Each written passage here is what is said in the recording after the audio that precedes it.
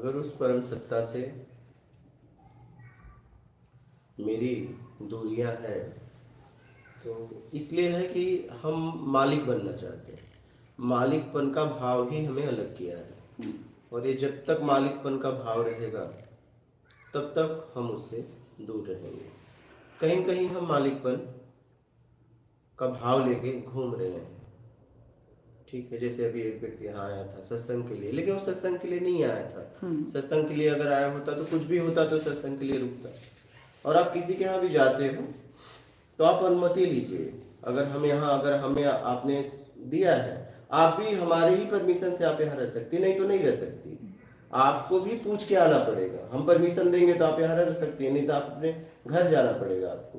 क्योंकि एक मकान मालिक भी अगर किराएदार को अपना मकान देता है तो वो मालिक भी जितने महीने का एग्रीमेंट है वो उसे बिना पूछे नहीं जा सकता, क्योंकि हर व्यक्ति की पर्सनल लाइफ होती है। आप बिना पूछे किसी के घर में एंट्री कर रहे हैं तो आप पहले पूछिए, अपना बड़प्पन मत दिखाइए। उससे अनुमति लिए क्या? नहीं लिए तो आप उसके घर में किसी भी जगह कैसे जा सकते हो? तो सत्संग सुनने आए ही नहीं थे, वहां आम भाव में आए थे, चले गए। तो पहले बात है कि आप क्या सच में पूरी तरह अपने आप को बदलने निकले हो? जिस लिए गए हो क्या उसी के लिए बात कर रहे हो? अहम आपको हटाना पड़ेगा, मालिकपन का भाव हटाना पड़ेगा। ये जब तक नहीं हटेगा कुछ नहीं होगा आपका, आप भटकते रह जाओगे। कहीं न कहीं आप मालिक बनना चाहते हो, इसीलिए आप उस मालिक से दूर हो। और जब तक मालिक एक ही रहेगा, दो तो हो ही नहीं सकता। तो आपके जीवन में जब तक आप मालिक हो तब तक उसका होना नहीं हो सकता है। आपका मालिकपन का भाव जब छूटेगा तब उसकी यात्रा शुरुआत होगी। तो मालिकपन का भाव छूटना जरूरी है। और मालिकपन का भाव ऐसे नहीं जाएगा, क्योंकि आपका जब से जन्म हुआ है आप गार्जियन ही बनना चाहते हो, आप मालिक ही बनना चाहते हो। हर जगह अपने मैं को खड़ा करना चाहते हो, चाहे जिस भी फील्ड में आप हो। तो मालिकपन का भाव ही आपको उससे दूर रखा है। ये मालिकपन आपको छोड़ना पड़ेगा। जैसे अभी वो व्यक्ति आए, उनको बिना परमिशन का कैसे अंदर चले गए? बिना इजाजत किससे लिया इजाजत? किससे लिया? इनसे लिया। ये कौन है? ये कौन है? ये कौन है भाई? आप कौन हो? अब तो मेरे पास अब रह रही हो, क्योंकि आपने मेरे लिए कमरा लिया तो आप मेरे पास रह रही हो। आपको किसी भी और पर्सन को आपको बिना मुझसे पूछे अलाउ नहीं दे सकती आपसे। समझिए इस बात को।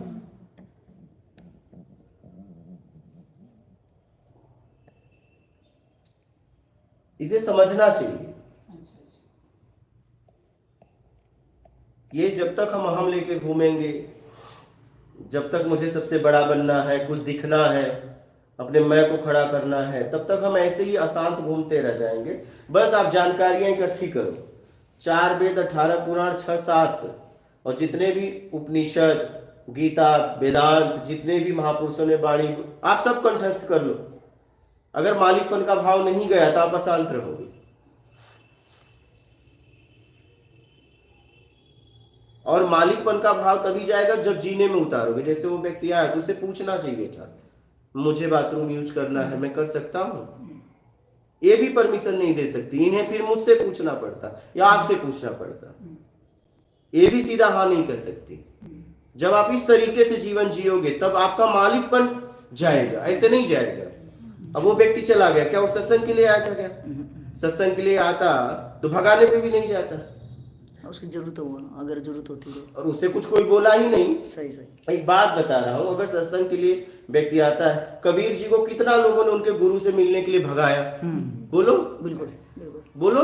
चरणों में लेट गए, सही।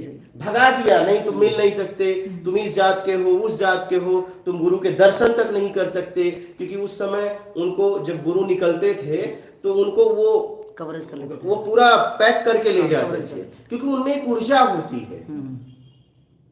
उनमें एक ऊर्जा होती है, वैसे थोड़ी ना होते हैं। यहाँ हर कण कण में, जिसे ओरा बोलते हैं, ऊर्जा है। सब में अपने आप में ऊर्जा है, तो उन्हें कोई देख ना पाए, क्या कोई देख ना पाए। तो कबीर जी परेशान हो गए, मिलने के लिए तरस रहे थे। तो जब कोई ऑप्शन उन्हें नहीं मिला, बहुत प्रयास उन्होंने किया, जब उन्हें मिलने से मना किया गया तब वो सीढ़ी पे लेट गए। और जब सुबह सुबह भोर का टाइम था, सीढ़ी पे लेट गए तो उन्होंने कहा राम राम राम राम। पैर लगने पे आदमी जिस जिस स्थिति में जीता है वही शब्द उससे निकलता है। तो वो उस परम स्थिति में थे तो राम राम राम राम राम, भक्ति मार्ग में थे तो राम राम ही निकला। तो बोले बस मंत्र मिल गया, और राम राम करके उन्होंने अपने जीवन को तार लिया। आप तो अकड़ में आते हो कि आपको आए हो तो कुर्सी चाहिए, गादी चाहिए। तुम क्या क्या सत्संग के लिए आए हो? तुम सत्संग के लिए नहीं आए हो, तुम अपने मैं को खड़ा करने के लिए आए हो। सत्संग के लिए आदमी को कहीं भी जगह मिल जाए, किसी कोने में, नहीं मिले तो दूर से सुन लेगा। वो जिज्ञासु, ऐसे जिज्ञासु का कल्याण होगा। ऐसे जिज्ञासु का कल्याण होगा। तुम तो अकड़ू हो, अकड़ू का कभी कल्याण नहीं होता। तुम तो सत्संग में जाते हो, सारी व्यवस्थाएं चाहिए। तुम सत्संग सुनने गए हो, व्यवस्था के लिए गए हो, अकड़ लेके गए हो, अपना बैकग्राउंड लेके गए हो, अमीरी लेके गए हो, कुर्सी चाहिए, व्यवस्था चाहिए, गादी चाहिए। तुम्हारा कभी कल्याण ही नहीं हो सकता। सत्संग में आपको बैठना है बैकग्राउंड को छोड़कर, तब आपका कल्याण होगा। अकड़ लेके जाओगे कल्याण नहीं होगा।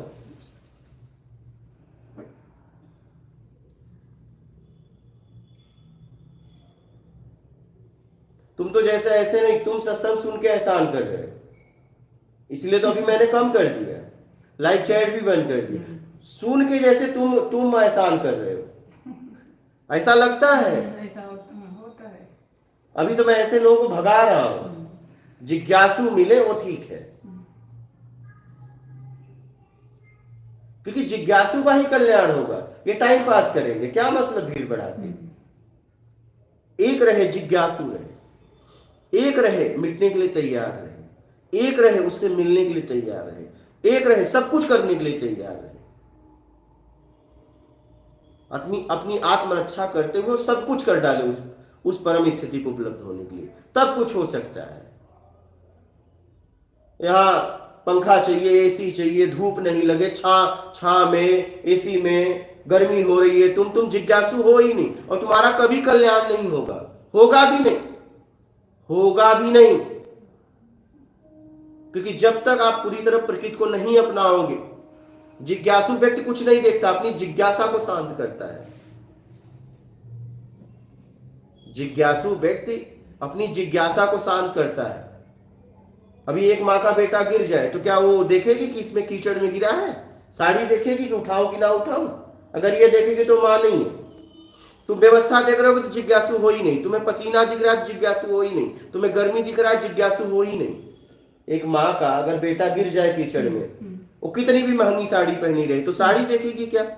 बोलो, उठा के सीने से लगा लेगी। और अगर साड़ी देख रही है तो उसमें ममत्व नहीं है, माँ नहीं है, माँ की स्थिति में वो नहीं है। जानवर तक अपने बच्चों के लिए भूख तक छोड़ देता है। भूख लगी है लेकिन अपने बच्चों को खिलाता है। उसके पेट में भूख है, चिड़िया देखो कैसे चारा ला ला के खिलाती है। भूख उसके पेट में भी है लेकिन बच्चों को खिलाती है। कहने का मतलब ये है कि जिज्ञासु व्यक्ति सिर्फ अपनी जिज्ञासा को शांत करता है, जिसके लिए आया है उस पर बात करता है। वो पंखा, एसी, व्यवस्था की बात ही नहीं करता है। उसे पसीनों से कोई मतलब नहीं है, उसे जिंदगी से नहीं मतलब है। ऐसी जिंदगी लेके क्या करेगा? अशांति है, सब है बाहर का लेकिन अशांत है, घुटन है, नर्क भरी जिंदगी लेके करेगा ही क्या? अगर ये दिख रहा है तो कल्याण भी नहीं होगा, कभी नहीं होगा।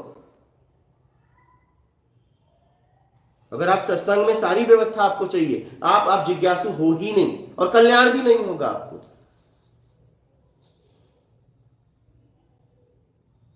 जिज्ञासु व्यक्ति ये सब देखता ही नहीं। जिज्ञासु व्यक्ति व्यवस्था देखता ही नहीं। जो वो अपनी जिज्ञासा को लेके गया है, इससे मुक्ति चाहता है, इन्हीं व्यवस्थाओं से थक गया है। अगर व्यवस्थाएं इतनी शांति देती तो फिर सत्संग के लिए क्यों घूम रहे हो? क्यों घूम रहे हो भाई? आत्मिक कल्याण के लिए। जब तुम्हें एसी इतनी शांति दे रही है, तुम्हें पंखा इतना शांति, तुम्हारी गाड़ी इतना शांति, तुम्हारा बैकग्राउंड इतना शांति दे रहा है, तो रहो ना उसी में, मस्त मजा करो ना भाई।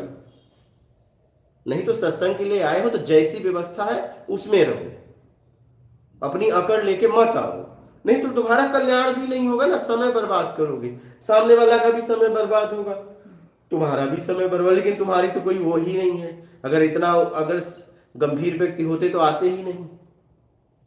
तो जहां जाओ जिसके लिए गए हो वो बात करो, मालिकपन का भाव छोड़ना पड़ेगा। ये मालिकपन का भाव ही हमें घुमा रहा है। हम हर जगह जाते हैं मालिकपन का भाव दिखाते हैं, हर जगह अपने मैं को खड़ा करते हैं, ये आपको छोड़ना पड़ेगा। जरूरत में जियो और राग द्वेष मोह आसक्ति इच्छा अपेक्षा मेरा कर्ता के भाव से मुक्त हो, मान के भाव से मुक्त हो। सबसे खतरनाक तो मान है, मान है। वो व्यक्ति मान में ही गया ना, क्या हुआ? तो क्या है, मान सम्मान लेने आया था या किस लिए आया था भाई? किस लिए आया था? किस लिए आपने बुलाया था? हाँ तो फिर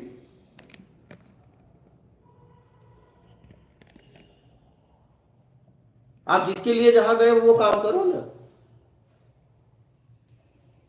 जिसके लिए गए वो काम करो। तो कल्याण चाहते हो तो जिसके लिए गए हो वही काम करो, और नहीं तो फिर ऐसे भटकते रह जाओगे, शब्दों के ज्ञानी बन के घूमते रह जाओगे। शब्द मकड़ी के जाल की तरह होते हैं। अगर आप उसमें जी नहीं रहे हो तो शब्द जुटा रहे हो और एक दिन उसी जाल में मकड़ी फंस के खत्म हो जाती है। वैसे तुम भी अपने जाल को बिछा रहे हो, मान के चक्कर में बोल रहे हो, मान मिल रहा है, और एक दिन उसी शब्दों में तुम मर जाओगे। वही सब शब्द जब इंद्रियां कमजोर हो जाएंगी तो आपको घुटन देंगी। शब्द इकट्ठा मत करो, उन शब्दों में जीना चालू करो। शब्द इकट्ठा मत करो, उसमें जियो, तब कोई मतलब है। इकट्ठा करने से कुछ नहीं होगा। आपने भोजन अपने घर में बहुत अनाज दिया और इकट्ठा कर लिया, खाया ही नहीं, तो उसका क्या पोषण मिलेगा? उसे प्रोटीन मिलेगा। एक दिन वही भोजन वो जितना रखे हो ना, वही सड़ के आपको ही बास देगा। देख लीजिए, हाँ, आपको ही बास देगा। इसे समझने का प्रयास करो।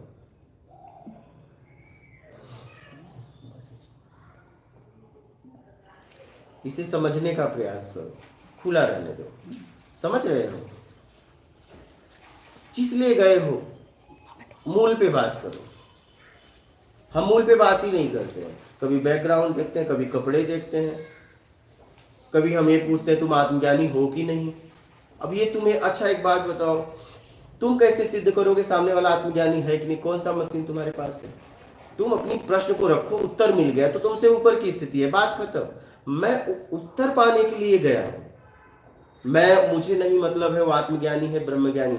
अगर मैं किसी से रास्ता पूछ रहा हूं, सामने वाले ने मुझे मार्ग बता दिया, वो किस समाज का है, पढ़ा लिखा है कि नहीं है, मुझे क्या मतलब? मैं कह रहा हूं पढ़ा लिखा ही है, क्वालिफाइड है, बैकग्राउंड अच्छा है, मुझे मार्ग नहीं बताया, तो वो आदमी का मेरी जिंदगी में क्या मतलब? मैं कह रहा हूं एक गंवार ही व्यक्ति है लेकिन मुझे मार्ग बता दिया, तो वो मेरे लिए महान है ना। तो आप देखिए कि आप किसके लिए किसके पास गए हो। आप जब उसकी बात करोगे तो सामने वाले की स्थिति पता चल जाएगा।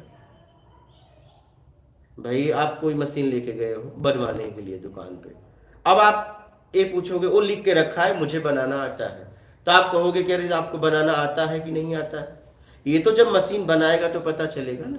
हाँ, मान लो मशीन नहीं बनाया और बोला मुझे आता है, तो कैसे सिद्ध होगा उसे आता है?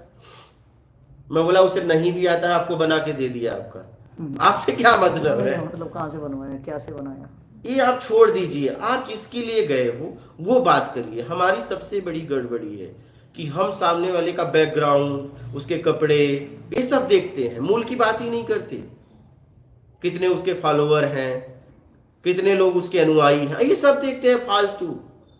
आप जिसके लिए गए हो अपनी जिज्ञासा को लेके वो प्रश्न रखो, उस प्रश्न के उत्तर जब मिलेंगे तो आपको पता चल जाएगा उस व्यक्ति की स्थिति क्या है।